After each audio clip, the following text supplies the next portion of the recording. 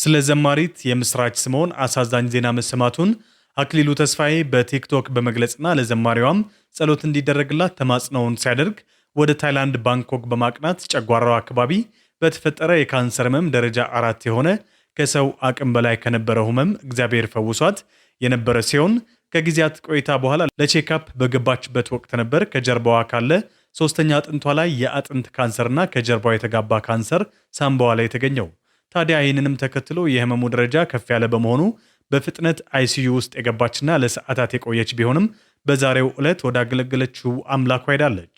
ዘማሪት የምስራች ስምዖን በመጀመሪያ ዙር ካንሰር ህመሟ ላይ ያለች በአንድ አጋጣሚ ከመሞትሽ በፊት የመጨረሻ የመዘመር ዕድል ቢሰጥሽ የትኛውን መዝሙር ትዘምራለሽ ተብላ ተጠይቃ ይህንን መዝሙር እንደዚህ ባለ መልኩ ዘምራ ነበር። አይበለውና መድኃኔዓለም ያው ረጅም ዓመት እድሜ ያጥግብሽ። አሜን። እና ነገ ወደ ጌታ ልትሰበሰቢ ነው እና ዛሬ ግን አገልግሎት አለሽ።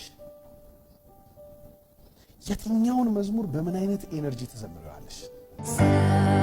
ሰልፊተኛው ሰማይ ደግሞ እንደገና አዲስ ሰማይ ሲያበቃ ይሄኛው ምድር ዘላለም አለ የክብር ምድር ጨለማው ዳግም በማይሰፍንበት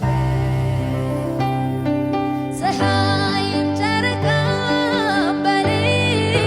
በሌሉበት በጉ ብርሃን ነው ያበራል ሀገር በክርስቶስ ይደምቃል ሀብተ ሰማይ ጽኑ ተስፋዬ የዘላለም መኖሪያዬ ሀብተ ሰማይ የክብር ተስፋዬ ከኢየሱስ ጋር ለዘላለም መኖሪያዬ።